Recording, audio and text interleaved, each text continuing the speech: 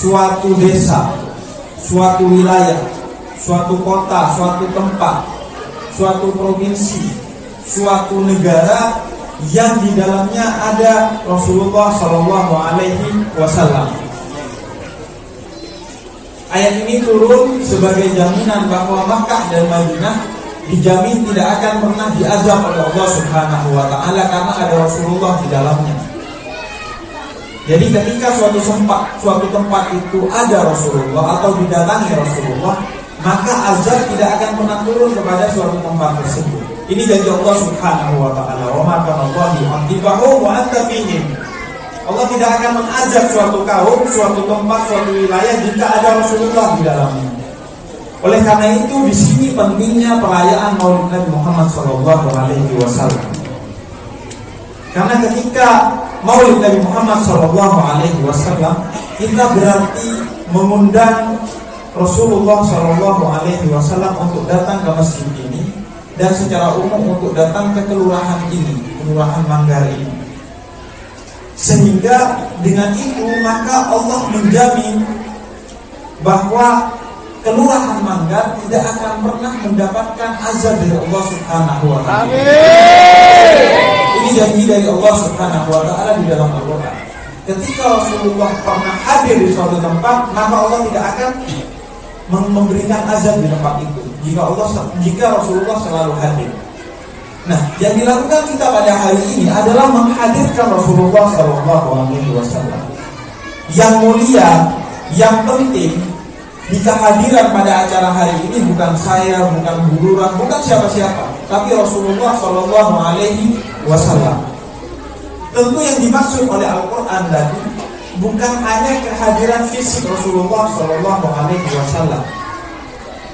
Karena Al-Quran Falihun likulli zaman wal makan. Al-Quran itu bukan hanya untuk orang Arab di zaman jahiliyah tersebut, di zaman Rasulullah, tapi Al-Quran itu untuk semua zaman dan semua tempat. Falihun likulli zaman wal makan.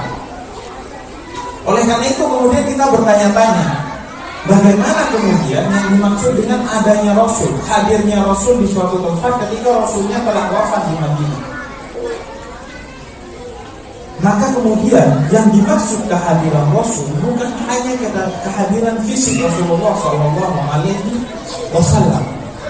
tapi Rasul ini tidak hanya hadir secara fisik. Rasul bisa hadir secara batin. Dan kehadiran Rasul secara batin yakni ketika kita membacakan Maulid Nabi Muhammad SAW.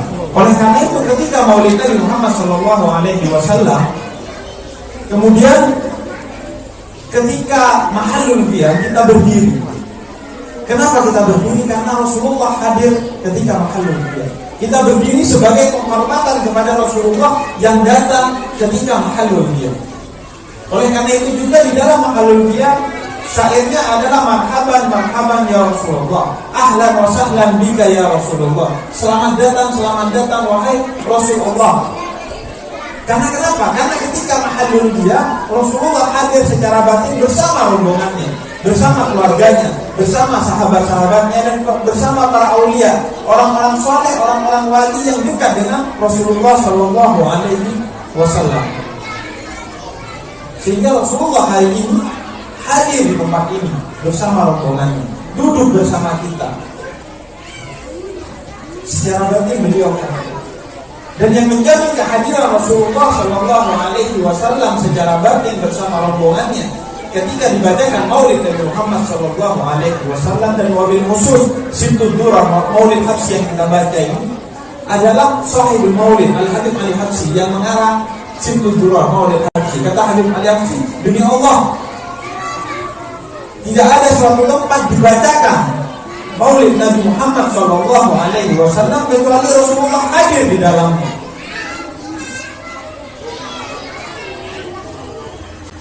Suatu hari ada orang yang meragukan perkataan ini. Jadi diragukan bahwa Rasulullah hadir ketika diselenggarakan Maulid Nabi Muhammad SAW. Sehingga kemudian kata seorang wali yang ada di tengah-tengah masyarakat pada saat itu, selenggarakan Maulid dan kemudian kasih tempat di depan yang lantainya ditaburi dengan pasir dan kemudian ditutup dengan kain. Dia kan mungkin 2 kali 2 seperti itu. Maka kemudian dilakukanlah maulid Nabi Muhammad SAW sampai kemudian selesai doa dan lain sebagainya. Kemudian disuruh itu kain dibuka dan ternyata ada jejak di dalamnya, ada jejak kaki di dalamnya. Dan kata wali ini dijelaskan bahwa itulah jejak Rasulullah SAW. Karena Rasulullah hadir setiap dibacakan maulid Nabi Muhammad SAW. Dan ketika Rasulullah hadir, maka dikatakan di dalam Al-Quran, wa ma kana Allahu yu'adzibahum wa anta fihim. Ketika Rasulullah hadir tidak akan diazab desa tersebut. Oleh karena itu yang dilakukan kita pada hari ini adalah bagian dari upaya yang pasti untuk menjauhkan desa ini dari azab Allah Subhanahu wa taala. Bagaimana sikap kita terhadap para ulama yang sering berbicara bertemu dengan Nabi dalam keadaan sadar? Kita bilang ya itu salah ya. Nabi tidak keluar dari kuburannya ya. Karena dalam hadis yang sahih, hadis mutawatir juga ya. Rasulullah SAW tentang hadis haud, tentang telaga Nabi. Waktu ada orang-orang mau mampir ke telaga Nabi, tiba-tiba diusir. Kata Nabi, haula'i usayhibi. Ya, nasan a'rifuhum. Kata Nabi, ada orang-orang aku kenal mereka. Ya, tahu-tahu dihalangi dari telaga. Maka dikatakan kepadaku, innaka la tadri ma ahdatsu ba'da. Kau tidak tahu apa yang telah mereka lakukan setelah engkau meninggal. Ini dalil Nabi tidak pernah keluar-keluar. Kalau Nabi jalan-jalan setiap saat, bisa mampir fulan ya, bisa hadir acara maulid misalnya, bahkan terkadang acara maulid 5 dalam waktu yang sama Nabi hadir 5-5-nya ya. Kalau begitu caranya berarti Nabi tahu kondisi alam semesta atau tidak? Nabi tahu kondisi umatnya, Nabi harusnya memberi solusi. Kan banyak masalah sekarang ini. Harusnya Nabi datang kepada ulama kasih solusi. Terus Nabi muncul-muncul tidak kasih solusi juga. Buat apa? Ini bertentangan dengan sifat Nabi yang bil mu'minina raufur rahim. Nabi itu sangat sayang kepada kaum mukminin. Azizun alaihi ma anittum, kata Nabi, kata Allah Subhanahu wa taala, Nabi itu merasa berat apa yang beratkan kalian. Sekarang umat dalam kesulitan atau tidak? Iya atau tidak? Kalau Nabi bisa keluar jalan-jalan, kenapa Nabi tidak pergi ke Raja Salman misalnya? Wahai Salman, begini. Kan manfaatnya ada. Terus ketemu dengan ini, ketemu dengan si fulan, ngajarin sholawat ini, ketemu dengan si fulan, kunjungan ke rumah si fulan, ya. Kemudian naik mobil sama si fulan, faedahnya tidak terlalu. Dan yang benar, Nabi tidak demikian. Saya sering sampaikan, bagaimana Nabi waktu meninggal, Fatimah sedih sekali. Sampai para ulama mengatakan Fatimah sakit, di antara beliau meninggal adalah kesedihannya karena wafatnya ayahnya. 6 bulan kemudian setelah wafatnya Nabi, Fatimah meninggal dunia. Ya, kalau Nabi bisa keluar, ngapain Fatimah sedih?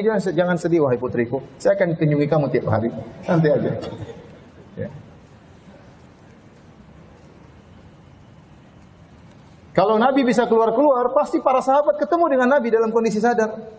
Betapa banyak permasalahan yang mereka hadapi. Kenapa Nabi tidak pernah ketemu dengan Fatimah? Tidak pernah jenguk Aisyah, istrinya sangat dia cintai.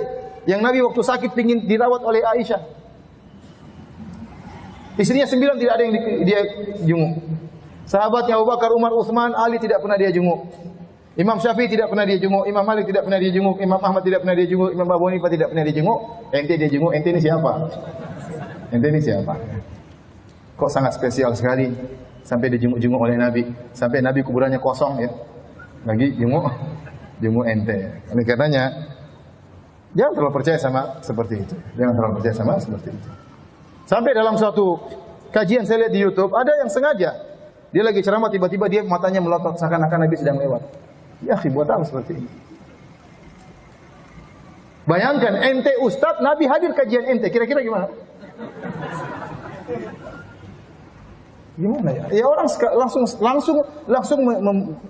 secara terbentuk dalam pikiran mereka ente ini penghuni surga. Kalau begitu caranya, itu tidak. Ya gimana ente bikin acara kemudian Nabi hadir, Nabi ridho. Oleh karena para hadirin yang Subhanahu wa taala,